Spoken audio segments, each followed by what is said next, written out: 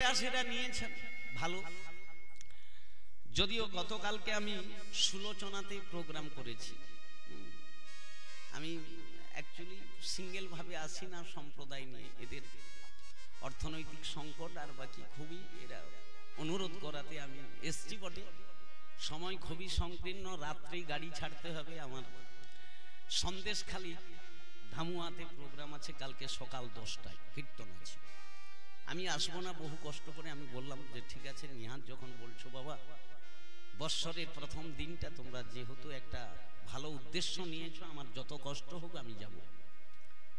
2 ঘন্টা 2.5 ঘন্টা আপনাদের চরণ প্রান্তে থাকবো বাবা। তারই মাধ্যম দিয়ে একটু ভালো করে কথাগুলোকে আস্বাদন করবার চেষ্টা করবে। আমার বলাতে যদি কোনো কোথাও ভ্রম থাকে, এও বলছি, আলোচনা যদি করতে হয় সামনে এসে করে নেবেন। আমি চলে যাওয়ার পর সমালোচনাটা ভালো লাগবে না, ঠিক আছে? কারণ আমাদের চিন্তাধারা সবার তো যে যার মতো করে। তাহলে বিষয়টা কি দাঁড়ালো? খ্রিস্টান ধর্মের বয়স কত? কত? আরে খ্রিস্টাব্দ, এই খ্রিস্টাব্দ নিয়ে তো মাথামাতি নাকি? আমাদের বঙ্গাব্দ চৈতন্যাব্দ এতটা আলোড়ন করে কি?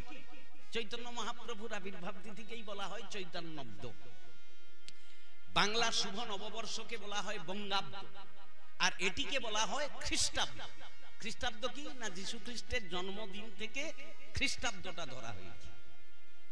এখন আমরা বাঙালি বা হিন্দু হয়ে আমরা বাংলাকে পরিত্যাগ করে সকলে ইংরেজিতে গুরুত্ব দেওয়ার জন্য, তারও কারণ আছে। কারণ 200 বছর ইংরেজ শাসন করেছে, তাদের এঁটো পাতাগুলো ফেলে দিয়ে গেছে, সেগুলো এখন আমরা চিঠি চিঠি খাচ্ছি, ঠিক আছে?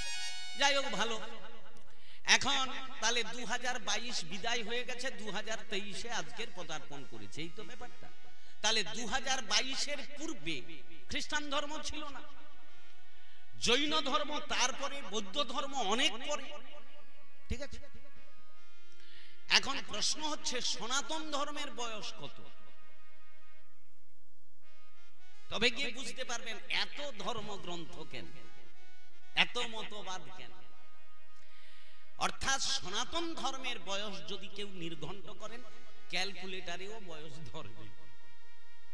কারণ সনাতন ধর্ম আজকের নয়, পৃথিবীর আদি সৃষ্টি থেকে এই সনাতন ধর্মের সৃষ্টি। তাহলে পৃথিবীর আদিকাল মানে চন্দ্র সূর্য নাকি, স্থিতি অব তেজ মরুদ বোম, এই যে পৃথিবী, এই পৃথিবীর আদিকাল থেকে সনাতন ধর্ম। সনাতন মানে শাশ্বত, চিরন্তন, যাহা সত্য, অক্ষয়, অব্যয়, অচিন্ত, যাকে চিন্তা করা যায় না, তার নাম হলো সনাতন। পূর্বে ছিল, এখনো আছে, ভবিষ্যতে থাকবে। তবে কি হয়েছে, কোন কোন সময় ধর্মের অবক্ষয় হয়েছে, যার জন্য অন্যান্য ধর্মে একজন করে ধর্মের যাজক। আমাদের সনাতন ধর্মে ভগবানকে বহু ভাবে, বহু রূপে পৃথিবীতে আসতে হয়েছে এই ধর্মকে সংরক্ষণ করবার জন্য। এই জন্য গীতাতে কি বললেন, যদা যদা হি ধর্মশ্চ, নাকি এই শ্লোকটা আছে না, সকলেই জানেন। যদা যদা হি ধর্মশ্চ গ্লানির্ভবতি ভারত। ভারত মানে বলো, তাহলে আর অন্য জায়গায় ভগবান আসেনি, শুধু ভারতবর্ষে আছে না? ভুল ব্যাখ্যা হয়ে যাচ্ছে, আমরা বুঝছি, বা অনেক পাঠকগণ এই ব্যাখ্যাটা করে দেন, ভারত মানে বোধহয় ভারতবর্ষে। না বাবা, ওটা সিদ্ধান্তে পড়বেন। ভারত, এখানে ভারত শব্দটি বললেন কেন না, যদা যদা হি ধর্মশ্চ গ্লানির্ভবতি হে ভারত। ভারত মানে ভারতবর্ষ নয়। এখানে ভারত শব্দের অর্থ কাকে বলা হয়েছে জানেন? কাকে বলুন? অর্জুনকে। অর্জুন এই ভরত বংশীয় বলে, তাই তাকে ভারত উপাধি দেওয়া হয়েছে, ঠিক আছে? হে ভারত, হে অর্জুন, যেখানে যেখানে ধর্মের মধ্যে গ্লানি প্রবেশ করে, সেখানে সেখানে যদা যদা হি ধর্মশ্চ গ্লানির্ভবতি হে ভারত। অভ্যুত্থানং ম মানে কি আমার ধর্মকে আমি রক্ষা করবার জন্য আমি যুগে যুগে অবতীর্ণ নাকি। এখন পরিত্রাণায়ং কেন যাই? তিনটি কারণ। পরিত্রাণায়ং সাধুনাম বিনাশায় চ দুষ্কৃতাম। তাহলে আমি সাধুদের পরিত্রাণ করার জন্য, অসাধুদের বিনাশ করবার জন্য। অসাধু না বিনাশ করলে ধর্মকে রক্ষা করা যাবে না।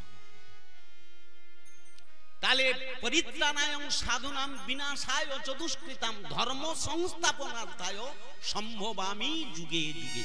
আমি যুগে যুগে আমার ধর্মকে রক্ষা করবার জন্য আমি কখনো আবার একক রূপে নয়, যেমন অন্যান্য ধর্মে এক এক মূর্তি, আবার অনেকে মূর্তি পূজারীর বিরোধী, ঠিক আছে, যে যেমন ভাবে ভজন না করেন না কেন, আমাদের ধর্মের বহু অবতার নাকি। ভগবানের অবতারের সংখ্যা কত বাবা বলুন? ভক্তরা যারা আছে আপনারা তো জানেন ভগবানের অবতারের সংখ্যা কত?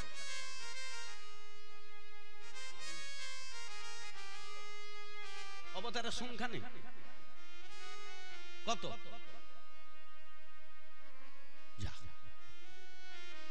কি হলো? আরে এমনি কথায় কি বলি 10 অবতার। জয়দেব গীত গোবিন্দেতে কি 10 অবতারের স্তোত্র হয় না? প্রলয় পয়ধি জলে ধৃত বান শিবেদম বিহিত বৈত্রম চরিত্রম খেদব কেশব ধৃত মীন শরীর জয় জয়। এই 10 অবতার স্তোত্র প্রত্যহ করবে বাবা যারা গুরুচরণ আশ্রয় গ্রহণ করেছে। এই 10 অবতার স্তোত্র করবে প্রত্যহ, তবে গিয়ে মুখস্থ থাকবে। বিশেষ করে রাধা দামোদর ব্রতে অবতার, এই যে 10 অবতার স্তোত্র, রাধা অষ্টকম, চৈতন্য অষ্টকম, শচীসুত অষ্টকম, এগুলো করবেন। এগুলো করার দরকার, তবে গিয়ে অভ্যাসযোগ্য হবে। যাই হোক, তাহলে 10 অবতার আমরা জানি, জয়দেব গীত গোবিন্দেতে বলেছেন, কিন্তু না, ভগবানের অবতারের সংখ্যা হলো দাত্রিংশ অবতার। দেখবেন ওটা চৈতন্য চরিতামৃতে দেওয়া আছে। ভগবানের অবতারের সংখ্যা কত বললাম? দাত্রিংশ। কত? 32। 24 মূর্তি নারায়ণ আর 32টি হলো অবতার। এখন কি অবতার না? অংশ অবতার, সাংস অবতার, বিভিন্নাংশ অবতার। কোন সময় মন্বন্তর অবতার, যুগ অবতার, ভক্ত অবতার, ভক্ত আবেশ অবতার, অনেক ব্যাপার, মানে মাথায় ধরবে। এখন তাহলে কি বোঝানো হলো না? এই যে অবতারগণ কখন এসেছেন, কিভাবে এসেছেন না? যখন পৃথিবীতে ধর্ম একেবারে সংকুচিত, যখন অধার্মিকদের প্রাদুর্ভাব বেড়ে গেছে, তখনই ধর্মকে সংরক্ষণ করবার জন্য ভগবান পৃথিবীতে কখনো অংশ অবতার, কখনো সাংস অবতার, কখনো বিভিন্নাংশ অবতারে অবতীর্ণ হয়ে ধর্মকে স্থাপন করে গেছে। এই জন্য আমাদের অবতারের সংখ্যা আবার বিভিন্ন রূপে। গীতাতে এই জন্য বলছে আংশ সাংস বিভিন্নাংশ।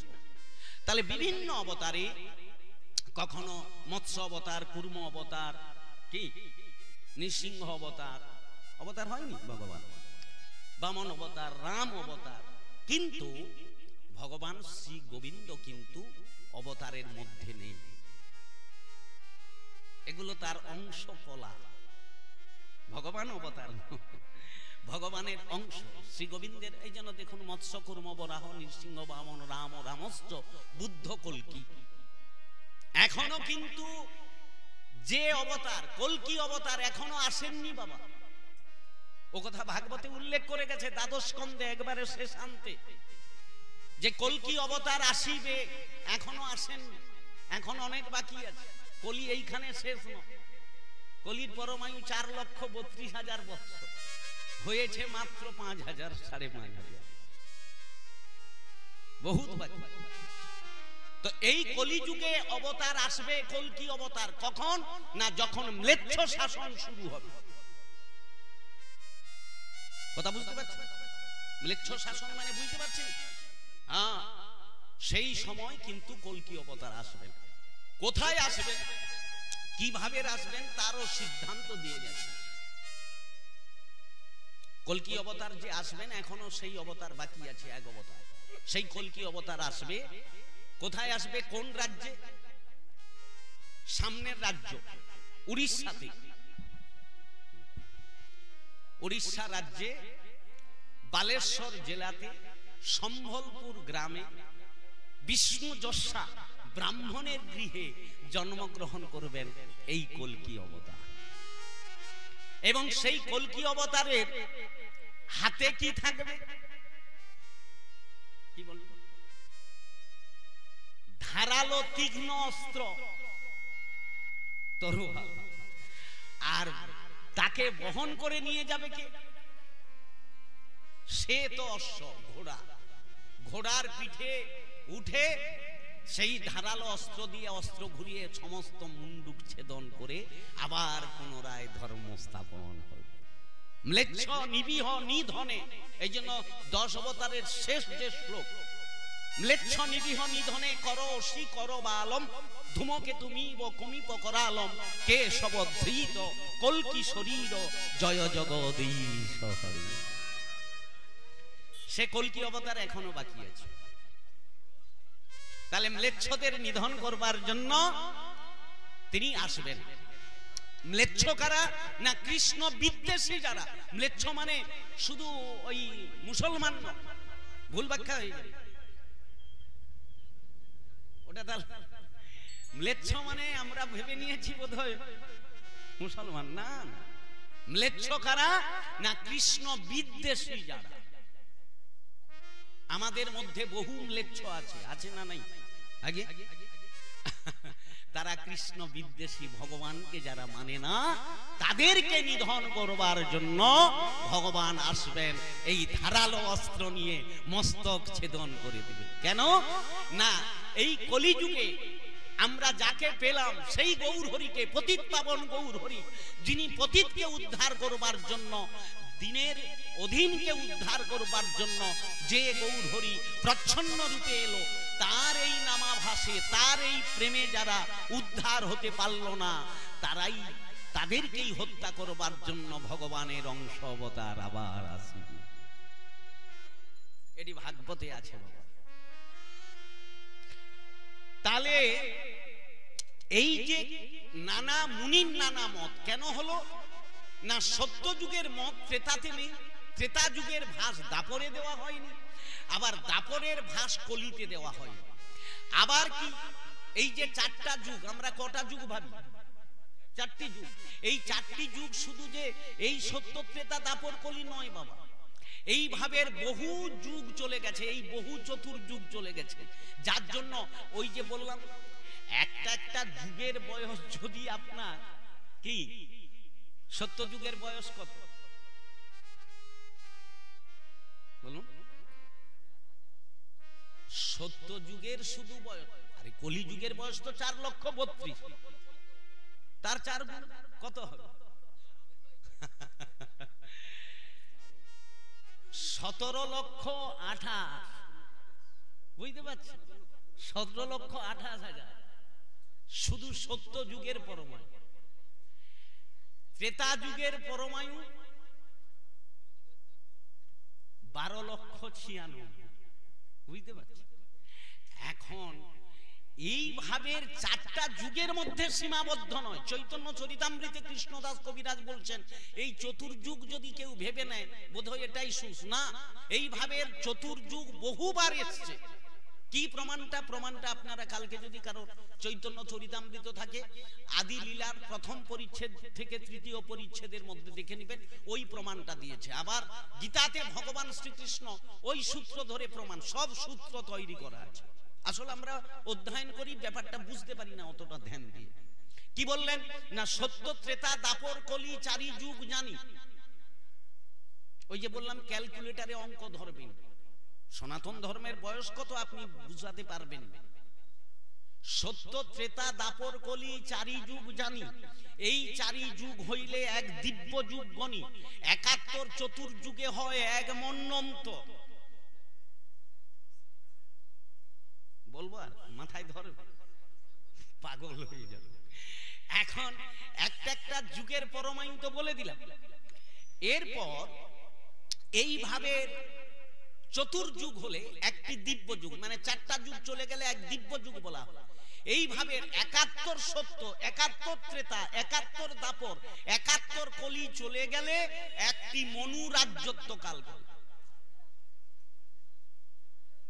কি এখন মনু মানে বুঝতে পারবেন কি মনু, যাকে মনন্তর বলা হয়। এখন মনু মানে এটা একটু বলি, না বললে বুঝতে পারবেন না। এই যে আমরা মানব, যদি কেউ মানবের পিতার নাম জিজ্ঞেস করে, মায়ের নাম জিজ্ঞেস করে, বলতে পারবেন? পারবেন না, হুট করে পারবেন না। যারা শাস্ত্র অধ্যয়ন করে তারা ছাড়া বুঝতে পারবেন না। আপনাকে যদি বলা হয় মানবের পিতামাতার নাম কি, আপনি আপনার পিতামাতার নাম জানেন, কিন্তু মানবের পিতামাতার নাম জানা খুব টাফ আছে। এটি জানতে হবে। আপনাকে প্রশ্ন করবে মানবের পিতামাতার নাম কি, আমরা সিরিয়ালের নায়ক নায়িকার নাম মনে রাখছি কেন? ওটা দেখি শুনি, কিন্তু আপনাকে এই জন্য বলছে কি শিক্ষিত হয়েছে, বাবার নাম বললে ঠাকুর দাদার নাম ভুলে বসে। কি আমাদের পিতাকে আর ঠাকুর দাদাকে, ঠাকুর দাদার নামটা সকলে জানেন, বলুন। দাদুর নামটা সকলে জানেন, বলুন। জানা নেই?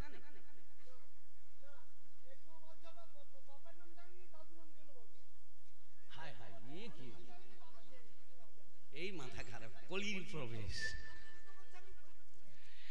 এখন ধর বাবা, ওকে ধর, থামা, না হলে শেষ করে দিবে। এখন তাহলে ঠাকুর দাদার নাম কি জানা নেই? আরে ঠাকুর দাদার নাম হলো ব্রহ্মা। ব্রহ্মাকে কি বলা হয়? পিতামহ বলা হয় না? পিতামহ মানে কি? তাহলে ভগবান প্রথম ব্রহ্মাকে সৃষ্টির ভার দিলেন, ব্রহ্মার দ্বারাই সব সৃষ্টি নাকি? সত্যগুণে হলেন বিষ্ণু, রজগুণী হলেন ব্রহ্মা, তমগুণী হলেন মহাদেব। ব্রহ্মা সৃজনকারী, বিষ্ণু পালনকারী, আর মহাদেব হলেন সংহারকারী। এই তো ব্যাপার, সৃষ্টি স্থিতি লয়, শত রজ তম। শতগুণী হলো বিষ্ণু, রজগুণী হলো ব্রহ্মা। রজের দ্বারা, রজবীর্যের দ্বারা সৃষ্টি হয় বলে তাকে বলা হয় রজ, নাকি? তাহলে ব্রহ্মা পিতামহ, ব্রহ্মাকে সৃষ্টির ভার দিলেন।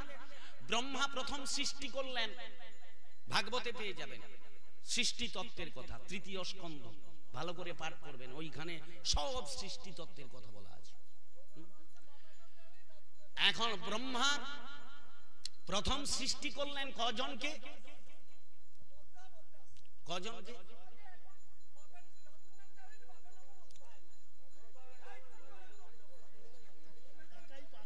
এ তো মহাচব্য বল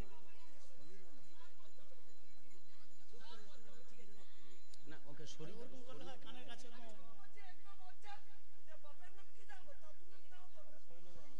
ব্রেনের ডিফেক্ট আছে।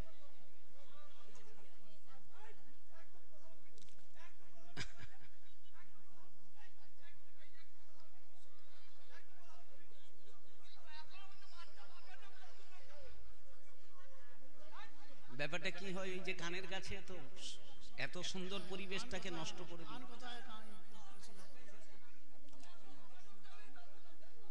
এখন তাহলে কি বলা হলো?